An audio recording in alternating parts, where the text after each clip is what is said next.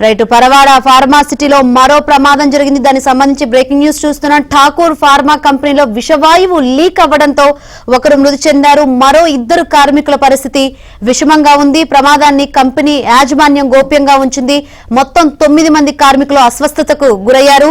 పరవాడ ఫార్మాసిటీలో వరుస ప్రమాదాలు జరుగుతుండటంతో భయాందోళన చెందుతున్నారు.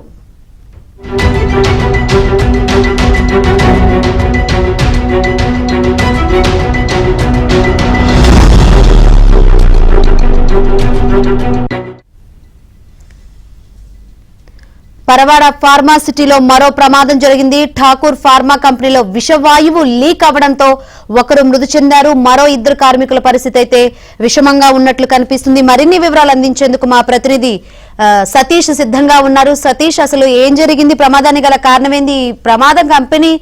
ప్రమాదాన్ని కంపెనీ యాజమాన్యం గోప్యంగా ఉంచినట్టు కనిపిస్తుంది. ఏంటి దీనికి సంబంధించి అప్డేట్స్? శంకరి, అనకాపల్లి జిల్లా పరవాడ జవహర్లాల్ నెహ్రూ ఫార్మసిటీలో నిన్న అర్ధరాత్రి ప్రమాదం జరిగినట్లు తెలుస్తుంది.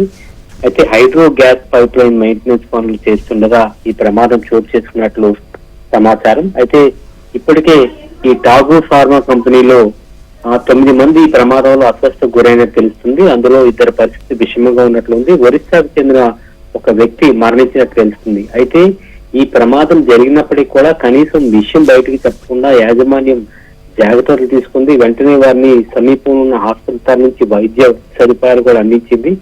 ఎక్కడైనా లీక్ అయితే ఈ యొక్క ఘటనకు సంబంధించిన లీక్ అయితే ఇది బయటకు తెలిసే పరిస్థితి కనిపిస్తుంది. ఈ కంపెనీ పైన కూడా ఏమైనా భారం పడే అవకాశం ఉందన్న నేపథ్యంలో కంపెనీ యాజమాన్యం కూడా దీన్ని గోప్యంగా ఉంచినట్టు తెలుస్తుంది. దీనిపైన కూడా మాట్లాడడానికి కూడా వారు సిద్ధంగా లేనట్టు తెలుస్తుంది.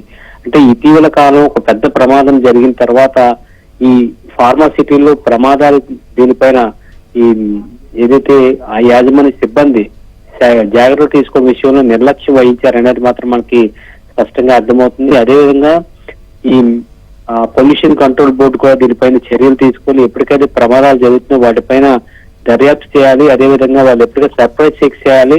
కానీ వీటన్నిటికీ కూడా ఎక్కడా కూడా కనిపించే పరిస్థితి కనిపించాలని చెప్పుకోవచ్చు. ఎందుకంటే గతంలో మనం చూడొచ్చు ఫార్మాసిటీలో కూడా పరవాడలో ప్రమాదం జరిగినప్పుడు కూడా కాసేపటి తర్వాత వాటిని కూడా తూతు మంత్రంగానే పక్కన పెట్టడం జరుగుతుంది. ఈ రోజు ఈ ప్రమాదం జరిగిన తర్వాత కనీసం రాత్రి జరిగిన ఉదయం వరకు కూడా కనీసం విషయం బయటకు రాని పరిస్థితి కనిపిస్తుంది. ఈ ప్రమాదం పైన ఇప్పటికి కూడా అంటే సుమారు ప్రమాదం జరిగి గంటల వ్యవధి కావస్తున్నప్పటికీ కూడా ఒక విధంగా మీడియా కానీ అదేవిధంగా సంబంధిత అధికారులు కూడా సమాచారం లేని పరిస్థితి కనిపిస్తుంది. దీనిపైన అధికారులు కూడా చర్యలు తీసుకోవాలని కూడా ఈ ప్రజా సంఘాలతో డిమాండ్ చేస్తున్నాయి. Shankari, right, thank you Satish.